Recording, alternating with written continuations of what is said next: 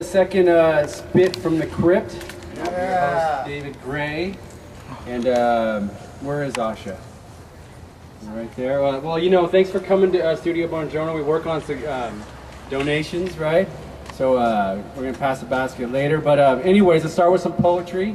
Let's spit from the Crypt, and we're going to start with Asha. You ready? Yeah. Oh, no, come on. I can hear you. Just one round. Yeah, don't worry.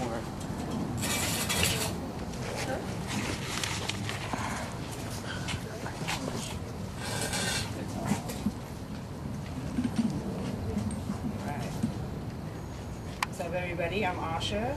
What's up, Asha? Hi there.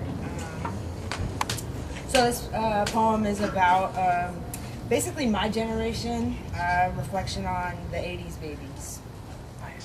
I am a compilation of complexity which creates my identity. Ever faced with challenges of scrutiny, ever vexed with thoughts of mutiny, it's true to me that we can't all live in harmony. After all, like El-Hajj Malik El-Shabazz once told us, we must obtain our rights by any means necessary. A sense of clarity. No righteousness can come without calamity, call it apathy. Actually, it's all facts to me. Fascinating how we came to be indigenous peoples unresponsible for their own faculty. Subjugated oppression causing mass casualty, mass incarceration, mass intoxication, mass preoccupation with killing and hating each other. Well, not just like any other. Consciousness, culture, and color from Uganda to LA, straight far from the pave, mention thoughts that will leave you in a comatose, hoping I can watch my generation become adults. Nice. Woo!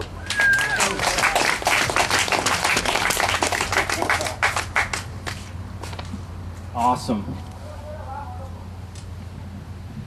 All right. Are you ready, Corey? Sure. All right. He's the bandit of poetry here. Corey. Corey! Yeah. Do you Corey. have different colored bandanas? I have two. Yeah, does it represent anything? Is this the darkness or? No, functionality, right? Functionality. Right? Well, because like I'm a sloppy eater and like I'm still like a child at heart, so I use it as a bib. Yeah. It's kind of a bib. He's gonna read a poem for us. I mean, Yeah, I'm gonna read a peon. Hi everybody, I'm Corey. I want to read some poetry and stuff. Oh, hi Mark Lieberman. But before I kind of wanted to get into like this little discussion and stuff. So this poem's called Entertainment Tonight. My friend always says like our brains are for entertainment only, right? And like for me, my brain is really entertaining. And sometimes it has these really dark thoughts. Like, you know, sometimes I'll be sitting in a car, you know, with my leg up or in a really weird compromising position. And the thought will occur to me like, what would happen if I were to be rear-ended at about 90 miles an hour? You know, like how would my body contort? How would my skeleton break? Like all this stuff. And I like go through it in my head and just like, that would be so fascinating, right? I don't know, I was talking to my friend the other day. He was telling me this really weird story about how like he fucked a dog. Right? So he's telling me the story about this dog, right? And I'm very curious. I'm like, hey man, so like, how did you like approach the dog, right? Like, did you do the peanut butter thing or like what? And he's like, no, I didn't do the peanut butter, that's gross. I'm like, you're right, that's disgusting. You're crazy, I'm crazy. And then he kind of got into it a little more, right? And I was like, well, because like I used to drink a lot, right? I used to really like to drink. I used to get really bad ideas when I was drinking. And so like one of the things that occurred to me was like, you know, what if I had that concept? Like what would happen if instead of peanut butter I used like chocolate syrup?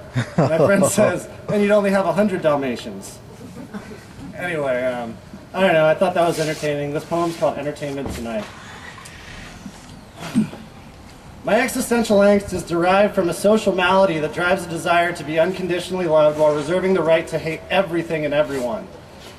It isn't really their fault, I'm just a delusional prick. For example, my dating history shows that I believe nothing to be sexier than a girl who takes antidepressants. Yes. Clearly, mental illness tickles my fancy. It's like, oh, you have the emotional stability of a Jenga game too? Fucking spectacular. I remember once taking a Japanese class to find a girl who would cuddle with me while I shot heroin and watched anime. Unfortunately, I was successful. Her dad took me to a shooting range on my 24th birthday, and I didn't see that as foreshadowing until recently. That being said, I try to avoid certain parts of Sunnyvale. The other day I got a fortune cookie that said, you have a magnetic personality, but I was in a bad mood, so I pushed everyone away and blamed Panda Express. Despite that, I'm inclined to agree with the statement, regardless of how dry the chow mein was on that particular day. I feel awkward being half slanty-eyed and eating there, Sometimes I'm worried I'm going to be ethnicity checked by a group of thugs, and my only defense will be, at least I'm using chopsticks, assholes, as they beat the Caucasian out of me. I sleep halfway off the bed because I like living on the edge. I like living on the edge because I find it interesting, and I don't know what boredom feels like. At least I haven't in a while. I hate TV because my thoughts are substantially more dramatic anyway. They're violent and hilarious and heartbreaking. Perfect programming for pricks like me, and there aren't any commercials. Fucking hate commercials. So welcome to my channel, welcome to my head, welcome to a place that's slightly dangerous to tread. Welcome to my sanctuary, welcome to my game. If I invite you in, it means you'll probably never stay. Because we live in a world where divorce ain't a hassle, and preachers give abortions at the back of the chapel. We always have to wonder what they're feeding the cattle, or if our families love us, even though we act like assholes. And I never thought that I could love. Well, the country that I'm living in is spiritually fucked. Nowadays, we have these guys debating on TV about how it's goddamn useless to get a master's degree. So stand up and raise your fist and be overjoyed because we're one of several million and we're fucking unemployed. Yes. And I'd be a liar if I said that I could see how occupying Wall Street will make me less lazy. So this one goes up to all the disillusioned youth, the ones that only count up to 100 proof, the ones in the classroom seeking universal truth, the ones on the campus that got maced when asked to move. So we sat and smoked while the world's in a riot. The blood, bricks, and body count keep on multiplying. A million voices scream in protest and then dissipate to silence as mothers cover children's eyes saying, please excuse the violence. Yes. I placed a couple bombs just because I had to try it. A boy in a straw hat claims he's king of all the pirates. A man in a suit chuckles our population's on a diet. And a woman with a Bible cries God's a fucking liar. Yeah, this is a world where nothing ever matters but our government facilitates all these unnatural disasters. Every national decision says we're all selfish bastards. Make way for the new era. You've got to die faster. But I don't give a fuck, nor do I give a shit, and I'm barely able to form any opinion. I'm slightly more concerned for who my father really is and why he'll always love me through the messes I've been in. Sometimes I don't want to try, and I just want to give up, but I want to send a message of tolerance and love, and it's a goddamn relief to know it's not too late to arrest and execute my existential angst. Thank you. Right on. Your turn, David. Am I the only one that tried the peanut butter thing? Peanut butter thing? That's disgusting. I loved it. Really weird. I could relate. Weird and disgusting. But beautiful on the flip side. No wonder you wear a bandana. I don't know what that means. Good for cleaning up. Hey, you played, Corey's awesome. We played a show. Me and Corey got to play 2 shows together, huh?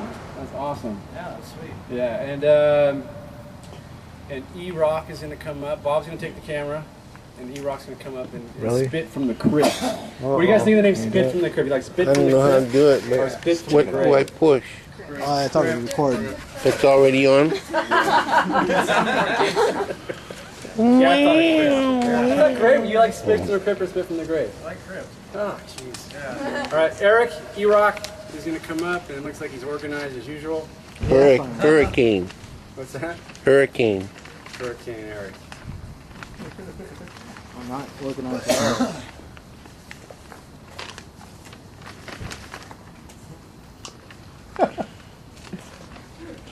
You're cracking yourself up, dude. I am. Oh, I better go back over. No hurry.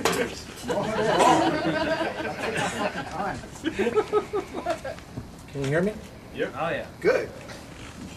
Alright, it's 01. It's called Next to Nothing. My favorite poem that I wrote. Alright, so here it is. Alright, next to nothing can't hold me back from being the child I am. I wore my dad's pants backwards to improve my stance on being a solo version of Crisscross. Yet, my pale skin and 80s enough style haircut couldn't pick me up off the stage. I was conceived to press on my shins. Cheers weren't clear to my senses. I didn't respond for the massive thousands of eyes that centered my way, but the quake of the boards and the rhythm of jump, jump, gave me a B12 sweat-drenched, non-machine-like radical freedom. Miss Big Hair could keep me in the first grade again, but she couldn't power herself put an ending to my vital dedication to what moved me, what shook me, what burned my palms, what kicked off my payless shoe, which was never seen on my right side for again, what caused my kneecaps to see through my osh gosh bagosh, what set confidence in my heart that I could make work on a video